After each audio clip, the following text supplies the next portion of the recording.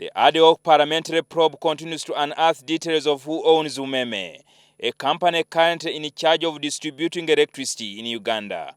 It emerged today that Umeme was registered on the 6th May 2004, and 11 days later, Umeme signed a concessional agreement to manage power distribution in Uganda. The committee has established that Umeme was contracted without competitive bidding, even when other companies had expressed interest. But Umeme managers claim that they acquired the contract on the recommendation of the then finance minister and the Solicitor General. It was at a ministerial level. The Minister of Finance had to clear, through, of course, the Solicitor General. Who was ESCOM? To us, this is very pertinent. Why? Because at one time there was a worker, an employee by the names of Paul Mary, who was an employee of ESCOM, came, led the disbandment of Uganda's company UEB. If one partner moves out of that consortium, it had to go back to government to give you that. Because otherwise it's like we're partnership for purposes of winning a tender. They claim that all this was done on an understanding that the company was to invest about $65 million into the sector.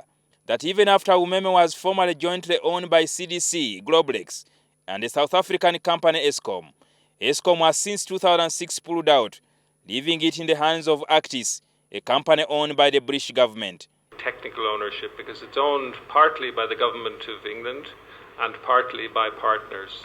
ESCOM were required to put in 50% of the investment, which is $20 million. When faced with that issue, they decided not to proceed. The managing director of Umeme, Charles Chapman's failure to explain the ownership of Actis attracted calls from the charged lawmakers for him to be locked up.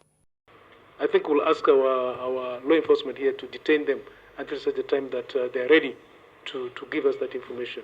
It has also emerged that the transfer of shares by ESCOM to Actis did not fetch any capital gains tax for Ugandans. The committee has also learned that prominent businessmen Patrick Bitature and James Mulwana are among the key directors behind Umeme. The chairperson is Patrick Bitature.